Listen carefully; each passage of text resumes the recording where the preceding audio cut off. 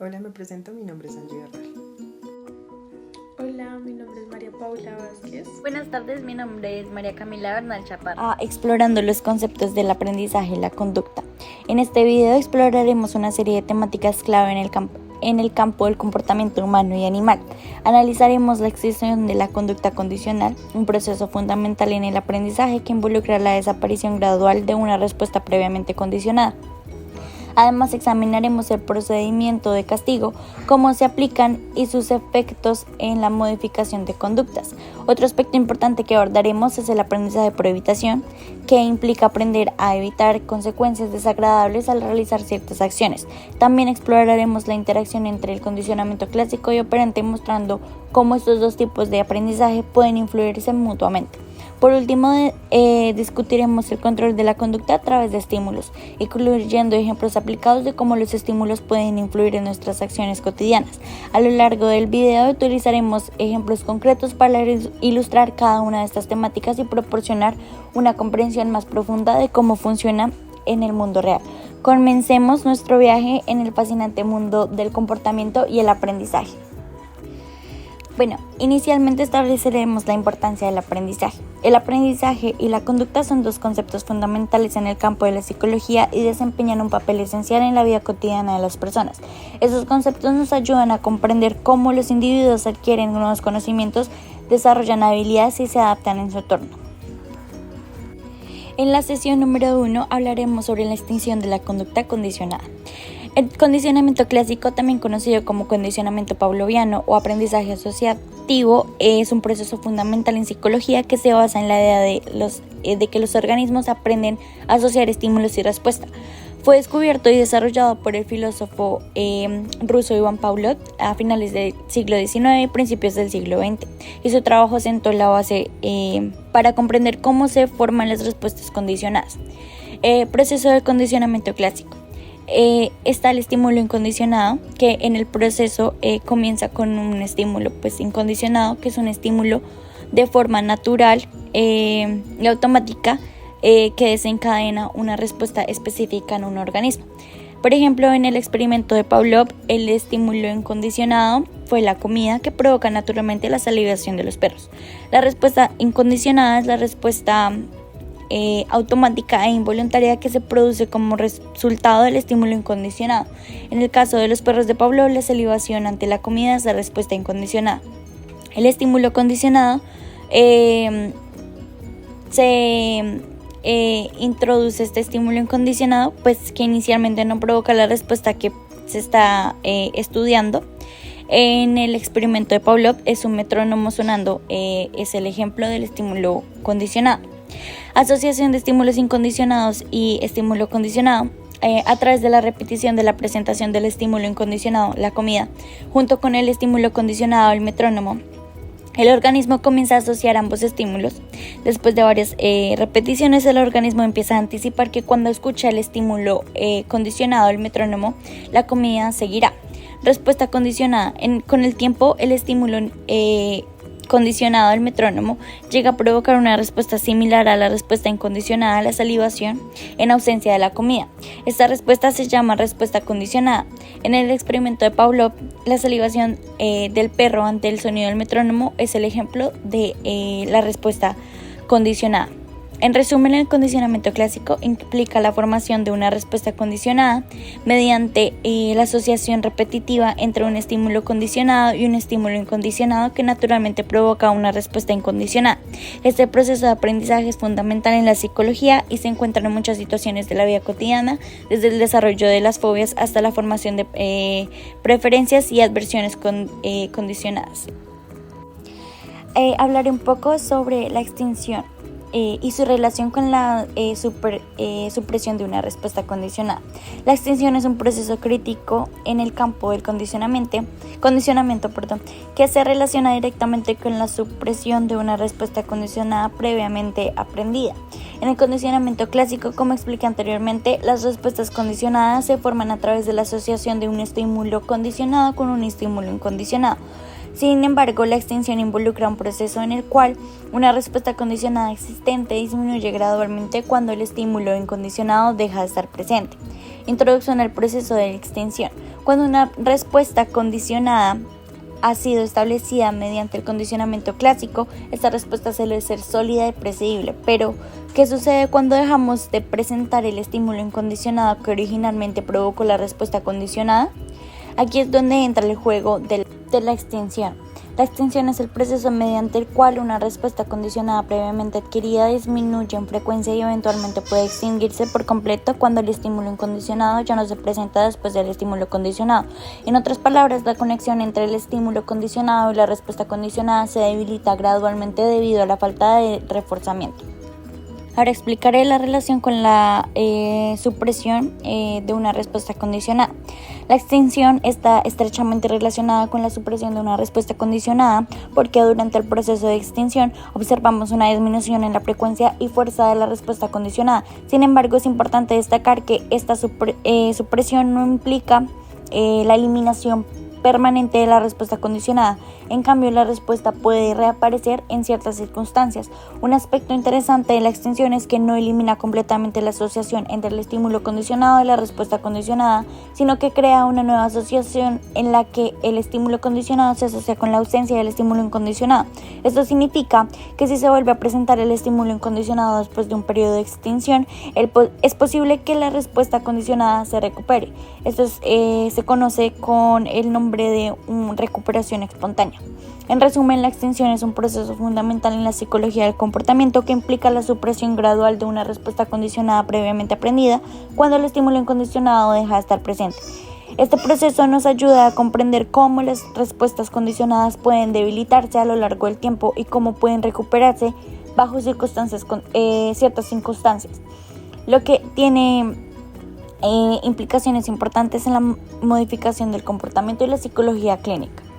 Para este caso, el ejemplo aplicado es la desensibilización de una fobia a través de la extinción. En la sección número 2 hablaremos sobre los procedimientos de castigo. El castigo, en el contexto de la modificación de la conducta de la psicología, se refiere a la presentación de un estímulo aversivo o la eliminación de un estímulo agradable con el propósito de disminuir la probabilidad de que ocurra una respuesta específica en el futuro. En otras palabras, el castigo es una consecuencia que se aplica después de un comportamiento no deseado con el objetivo de reducir la frecuencia o intensidad de ese comportamiento en el futuro. El papel del castigo en la modificación de la conducta es principalmente inhibir o suprimir el comportamiento no deseado. Aquí hay algunas características y consideraciones claves sobre el castigo. Tipo de estímulo aversivo. El castigo puede manifestarse de diversas formas, como el uso de reprimendas verbales, la pérdida de privilegios, la imposición de tareas adicionales, el tiempo fuera, el dolor físico, aunque su uso está altamente regulado y controvertido, entre otras. El tipo de estímulo aversivo utilizado depende del contexto y la situación. Efectos inmediatos versus efectos a largo plazo. El castigo puede tener efectos inmediatos para detener o reducir un comportamiento no deseado. Sin embargo, su eficiencia a largo plazo puede variar. A menudo el castigo puede suprimir temporalmente el comportamiento, pero no siempre garantiza un cambio duradero de la conducta y puede llevar a efectos no deseados como el miedo de la evitación o incluso la rebelión. Alternativas al castigo. Los psicólogos y profesionales de la modificación de la conducta a menudo recomiendan alternativas al castigo como el refuerzo positivo que recompensa el comportamiento deseado, el modelado de conductas apropiados o el uso de técnicas de extinción dependiendo de la situación y las necesidades individuales. Estas estrategias suelen ser más efectivas y menos propensas a generar efectos negativos a largo plazo. Consistencia y claridad. Si se decide utilizar el castigo, es fundamental que sea consciente y claro. Las reglas y las consecuencias deben comunicarse de manera coherente para que el individuo comprenda las razones detrás del castigo y cómo evitarlo en un futuro. En resumen, el castigo en en la modificación de la conducta es un proceso mediante el cual se implica un estímulo adversivo o se elimina un estímulo positivo con el fin de reducir la probabilidad de que ocurra un comportamiento no deseado. Aunque puede ser efectivo a corto plazo, su uso debe considerarse con precaución y debe acompañarse de alternativas más positivas y constructivas para promover un cambio de comportamiento duradero y saludable. Comparación entre el castigo positivo y el castigo negativo. El castigo positivo y el castigo negativo son dos enfoques distintos para aplicar consecuencias adversivas a un comportamiento con el objetivo de reducir la probabilidad de que ese comportamiento se repita en el futuro. Aunque ambos implican la aplicación de consecuencias desagradables, difieren en cómo se aplican y en qué tipo de estímulos se utilizan. Aquí hay una comparación entre el castigo positivo y el castigo negativo. El castigo positivo se define el castigo positivo implica agregar un estímulo aversivo o desagradable después de que se haya producido un comportamiento no deseado. El objetivo es hacer que el comportamiento sea menos probable en el futuro. Ejemplo de castigo positivo sería dar una reprimenda verbal, agregar un estímulo adversivo a un niño después de que haya desordenado su habitación. El resultado esperado se espera que el comportamiento no deseado disminuya debido a la experiencia desagradable que sigue a dicho comportamiento. Efectos a corto plazo. El castigo positivo puede tener efectos inminentes en la supresión del comportamiento no deseado, sin embargo no garantiza un cambio a largo plazo y puede generar emociones negativas o miedo. El castigo negativo se define como implica la eliminación de un estímulo agradable o deseado después de que se haya producido un comportamiento no deseado. El objetivo es hacer que el comportamiento sea menos probable en el futuro. Un ejemplo de castigo negativo sería quitar el acceso a la televisión, eliminar un estímulo deseado como consecuencia de no hacer la tarea. El resultado esperado, se espera que el comportamiento no deseado disminuya debido a la pérdida de algo valioso o deseado.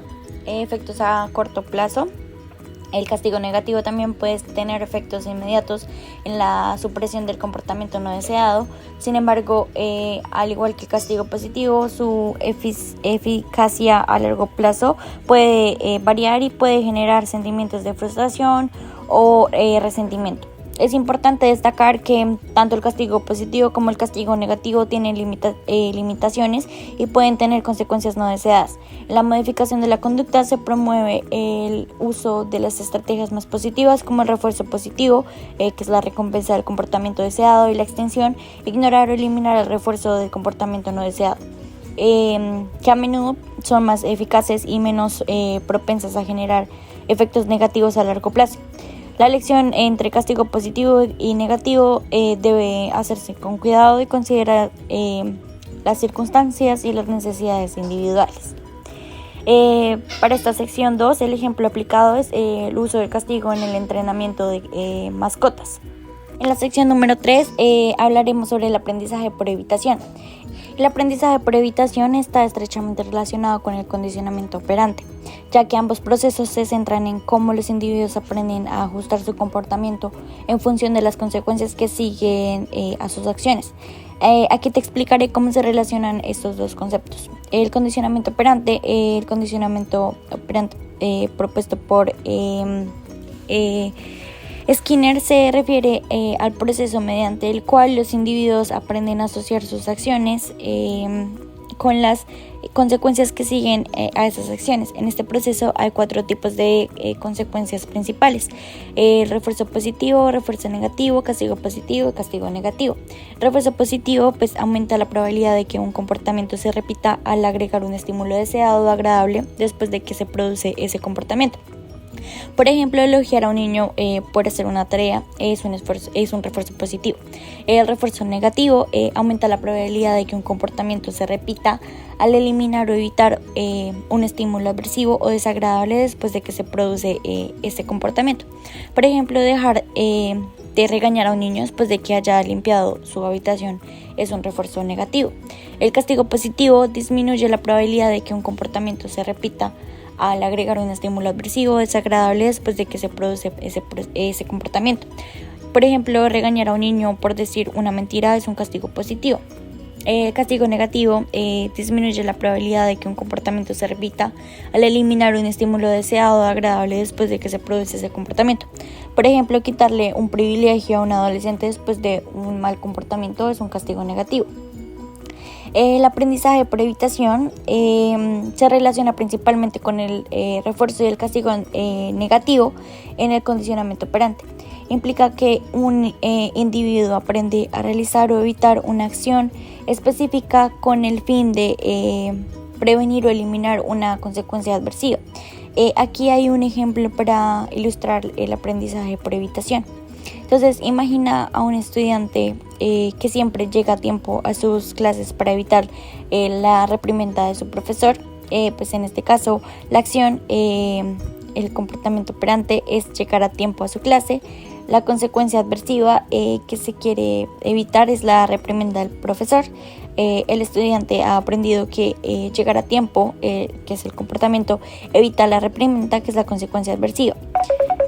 En este caso, el estudiante ha aprendido a través de la experiencia que tomar una acción específica, llegar a tiempo, es efectivo para evitar una consecuencia adversiva, que es la reprimenda.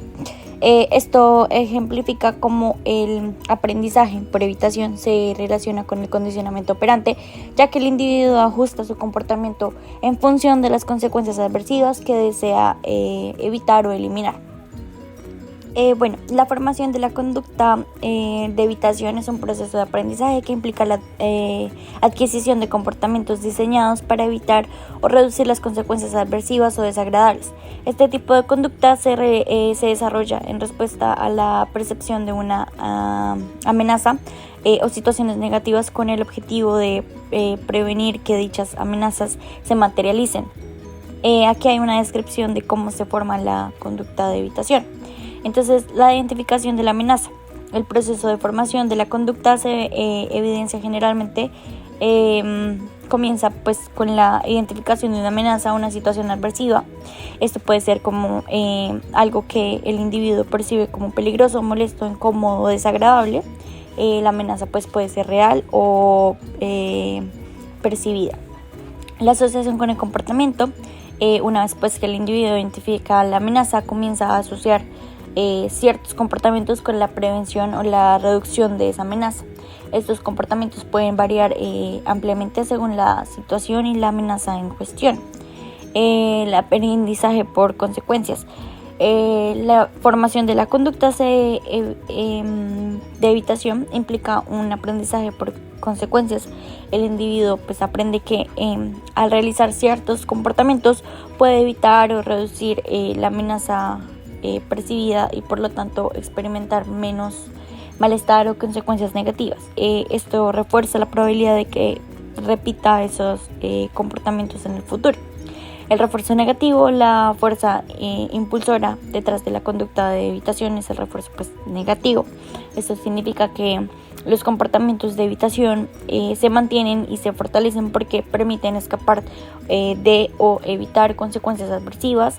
El alivio de la amenaza o el malestar actúan como un refuerzo negativo, lo que significa que incrementa la probabilidad de que los comportamientos de evitación se repitan. La consolidación de patrón de evitación. A menudo que el individuo experimenta repetitivamente la relación entre sus comportamientos de evitación y la reducción de la amenaza o el malestar, se consolida un patrón de evitación. Los comportamientos de evitación se vuelven hábitos y el individuo puede recurrir a ellos automáticamente cuando perciba una amenaza similar en el futuro. Por ejemplo, una persona que toma valor puede desarrollar una conducta de evitación al evitar viajar en avión. Cuando evita volar, experimenta alivio de la ansiedad y la amenaza percibida de volar. Este alivio actúa como un refuerzo negativo, fortaleciendo así la conducta de evitación de volar en el futuro. En resumen, la conducta de evitación se forma a través del proceso de aprender que ciertos comportamientos pueden prevenir o reducir la amenaza percibida o las consecuencias adversivas. Esta conducta se mantiene y se fortalece debido al refuerzo negativo, ya que permite al individuo evitar o escapar de situaciones o estímulos que percibe como desagradables o amenazantes. El ejemplo para esta sección número 3 son las conductas de evitación en trastornos de ansiedad. En la sección número 4 hablaré sobre la interacción entre el condicionamiento clásico y operante.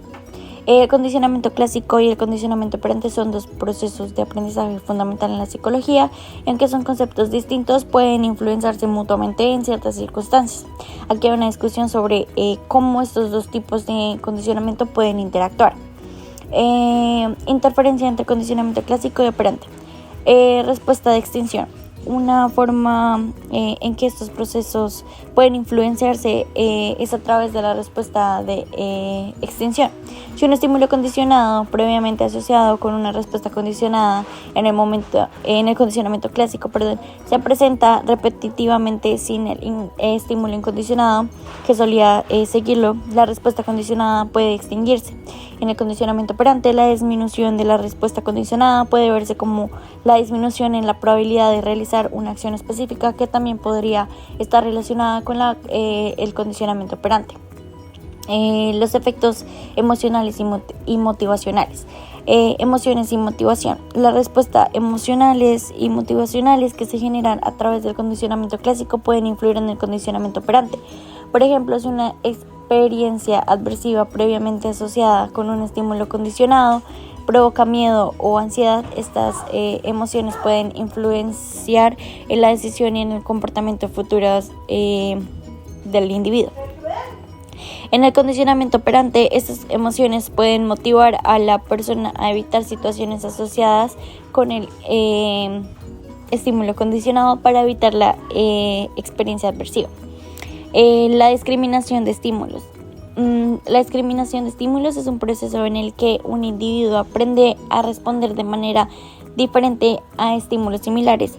En el condicionamiento clásico, este proceso puede influir en el condicionamiento operante. Por ejemplo, si un niño ha aprendido a través del condicionamiento clásico que un perro en particular está asociado con una experiencia adversiva, podría evitar todos los perros, lo que se traduce en una modificación de su comportamiento, pues esto sería un condicionamiento operante. El refuerzo y castigo en el condicionamiento operante. Refuerzo y castigo clásico. A veces el condicionamiento clásico puede influir en el tipo de refuerzo o castigo que se utiliza en el condicionamiento operante. Por ejemplo, si un estímulo condicionado que originalmente provoca una respuesta emocional negativa se asocia con un comportamiento específico, puede utilizarse como castigo en el condicionamiento operante para reducir la probabilidad de que se realice ese comportamiento. En resumen, el condicionamiento clásico y el condicionamiento operante pueden influirse mutuamente en situaciones donde las respuestas emocionales, las experiencias aversivas o los estímulos condicionados juegan un papel importante en la toma de decisiones y el comportamiento de un individuo. Estas interacciones pueden ser complejas y están medidas por procesos cognitivos y emocionales que pueden influir en cómo las personas responden y se adaptan en su entorno. Para esta sección, el ejemplo aplicado es el condicionamiento clásico en el desarrollo de respuestas emocionales a estímulos condicionados en el condicionamiento operante. En la sección número 5 hablaré sobre el control de la conducta a través de estímulos. Los estímulos antecedentes y consecuentes desempeñan un papel crucial en la influencia de la conducta de los individuos. Estos estímulos son fundamentales en el condicionamiento operante y en el condicionamiento clásico, así como en la comprensión general de cómo se forma, se mantiene y se modifica el comportamiento humano y animal. A continuación explicaré cómo los estímulos antecedentes y consecuentes influyen en la conducta. Entonces, los estímulos antecedentes, estímulo cue o señalización, actúan como señales o pistas que informan a un individuo sobre lo que se espera o lo que va a suceder a continuación. Estos estímulos pueden ser visibles, auditivos, olfativos, etc. Por ejemplo, un semáforo en rojo es un estímulo antecedente que señala al conductor que debe detenerse. Establecimiento del contexto. Los estímulos antecedentes también establecen el contexto para una situación dada. La conducta de una persona en una iglesia será diferente de su conducta en un estadio deportivo, en gran parte debido a los estímulos antecedentes que caracterizan cada entorno. Cambio en la probabilidad de respuestas. Los estímulos antecedentes pueden aumentar o disminuir la probabilidad de que ocurra una respuesta específica. Por ejemplo, un estudiante que ve un anuncio de examen, que sería el estímulo antecedente, puede sentirse más inclinado a estudiar, que sería la respuesta, debido a la señalización de la inminencia del examen. En los estímulos consecuentes o reforzadores y castigos está el refuerzo positivo. Pueden reforzar el comportamiento al agregar algo agradable o deseado después de que realice la conducta. Por ejemplo, si recibes elogios, que sería el refuerzo positivo, después de realizar una presentación exitosa en el trabajo, puede aumentar la probabilidad de que un empleado continúe dando presentaciones de alta calidad. El refuerzo negativo. Los estímulos consecuentes también pueden reforzar el comportamiento al eliminar o evitar algo adversivo o desagradable después de que se realice la conducta. Por ejemplo, si un conductor se pone el cinturón de seguridad, que sería el comportamiento para apagar la alarma molesta al vehículo, la eliminación de un estímulo adversivo, es más probable que continúe abrochándose en un futuro. El castigo positivo. Los estímulos consecuentes pueden castigar el comportamiento al agregar algo adversivo o desagradable después de que se realiza la conducta. Por ejemplo, si un niño recibe una reprimenda, un castigo positivo, después de portarse mal en la escuela, es menos probable que repita ese comportamiento. El castigo negativo. Los estímulos consecuentes también pueden castigar el comportamiento al eliminar o quitar algo deseado o agradable después de que se realice la conducta. Por ejemplo, quitar el acceso a la televisión, que sería un castigo negativo, como consecuencia de no hacer la tarea, puede disuadir al estudiante de no hacer su tarea en el futuro.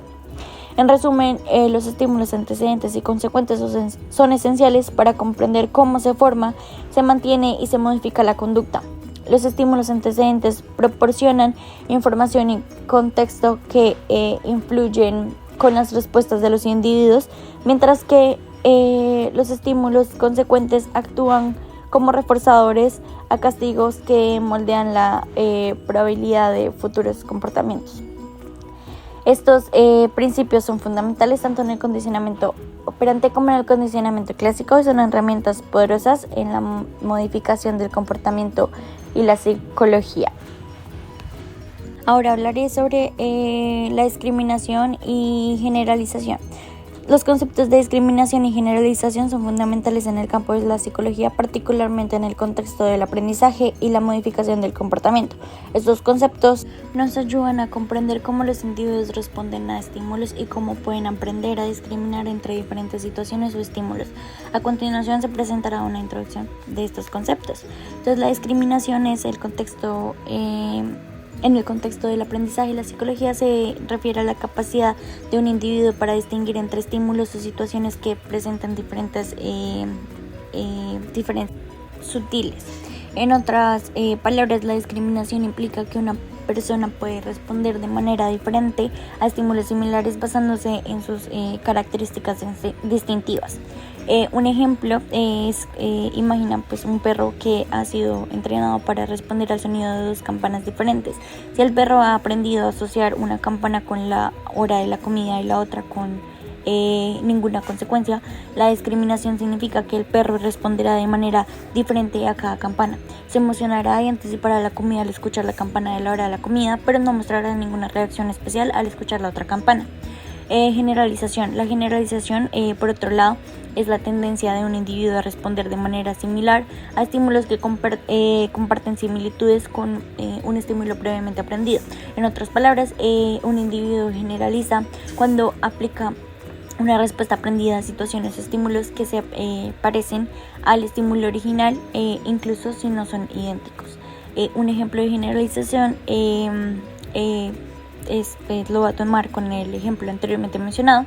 Si un perro ha aprendido a asociar una campana específica con la hora de la comida, puede generalizar su respuesta a otras campanas similares. Por lo tanto, es posible que el perro muestre entusiasmo no solo cuando escucha la campana original, sino también cuando escucha campanas que suenan de manera similar debido a la generalización. En resumen, la discriminación se refiere a la capacidad de distinguir entre estímulos o situaciones similares, mientras que la generalización se refiere a la tendencia a responder de manera similar a estímulos que comparten similitudes con un estímulo previamente aprendido. Estos conceptos son esenciales en el estudio del aprendizaje, el condicionamiento y la adaptación de los individuos a su entorno, y tienen aplicaciones en áreas como la terapia conductual y la psicología clínica. Para esta última sección, el ejemplo aplicado es el control de hábitos alimenticios a través de señales de hambre y saciedad. Esto fue todo por este episodio. Muchas gracias, espero que les haya quedado muy claro.